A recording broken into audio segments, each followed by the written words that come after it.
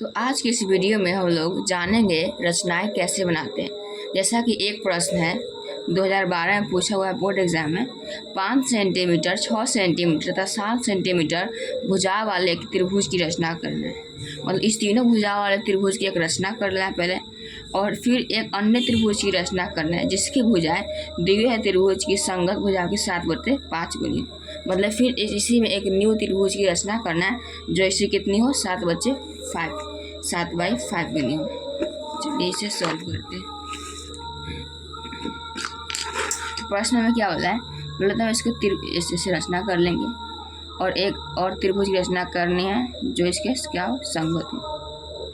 तब इसका क्या दिया है 7 सेंटीमीटर, 5 सेंटीमीटर और 6 सेंटीमीटर। इस तीनों भुजा वाले के त्रिभुज की रचना कर लेना है और फिर एक और त्रिभुज की रचना करना है जैसे क्या हो संगत हो पर क्या हो 7/5 के रेशियो में।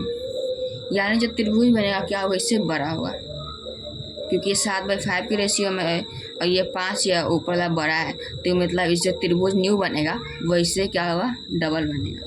चलिए शुरू करते हैं इसका स्टेप। जो पहला स्टेप है, पहला हम इसको आधार मानेंगे, BC हम मानेंगे किसी को। पहले मानते हैं कितना 6 सेंटीमीटर को हम BC मान लेते हैं। यहाँ से 6 सेंटीमीटर का हम खींच लिए एक रेखाखंड। चलिए यहाँ पर रहते हैं B और C, और फिर 5 सेंटीमीटर का एक खींचना है AB। तो चलिए इसे लगाते हैं।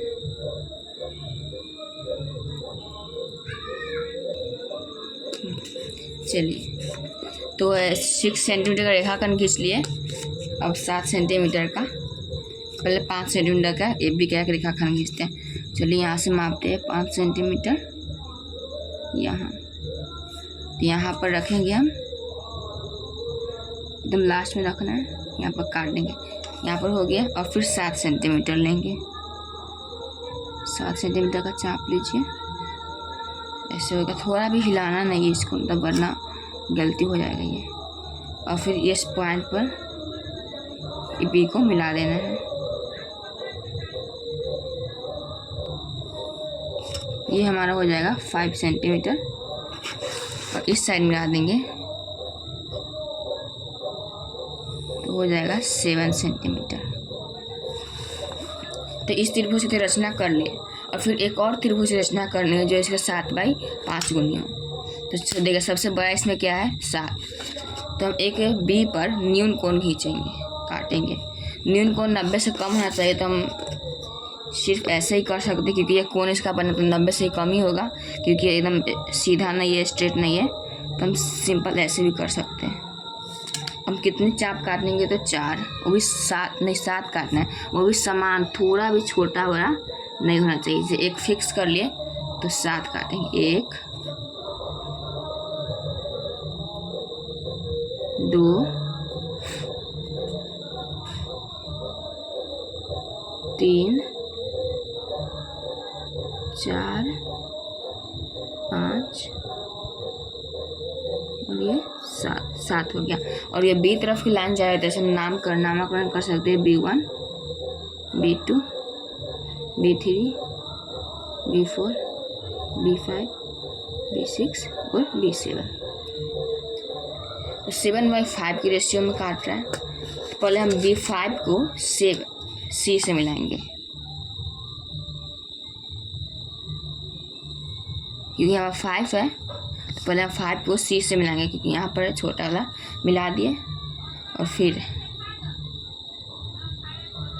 यहाँ से हम एक कोण बना लेंगे, आप कितना भी छोटा बड़ा कर सकते हैं। तो इससे कोण बना लिए और इसके बाद से छोटा बड़ा नहीं करना है, फिर ऐसे कर लेंगे।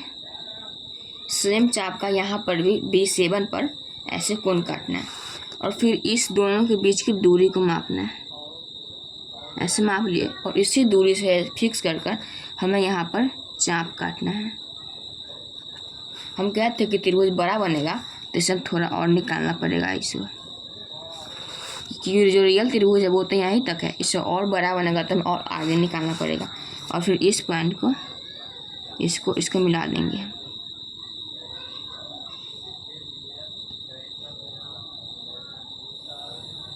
ये हो गया। फिर वही सेम काम हम इस लाइन पर करेंगे।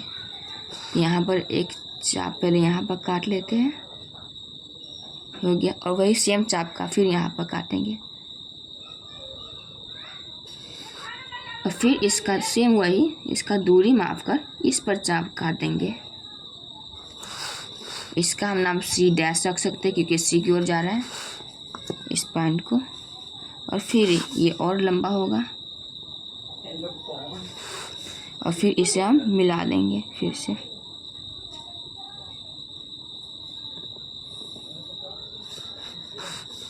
और आगे जाएगा। आली रे आली गुस्सा आली। और ये ए की तरफ जा रही है, यहाँ पर ए है तो इसे हम ए डैश कर सकते हैं। तो ये जो हमारा रियल त्रिभुज था वो पहले था ए बी सी, वो संगत है। या तो ये जो अभी न्यू त्रिभुज बना है वो है ए डैश बी और सी डैश का। ये जो त्रिभुज बना है, ये पूरा जो भी बना है ये यहाँ से लेके आता है वो न्यू त्रिभुज है। और इस त्रिभुज के ए बी सी के 7/5 गुण है। तो यही था, एकदम आसान इसको बनाना है।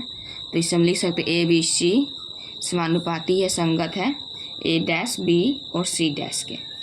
तो यही है इसको बनाने का आसान तरीका, आप लोग भी ट्राई करिए। ये क्वेश्चन बहुत ही ज़्यादा इंपॉर्टेंट है, बोर्ड एग्जाम में ही पूछता है 5 नंबर का। तो ऐसे ही बनता है इसके स्टेप, ऐसे ही। थैंक्स।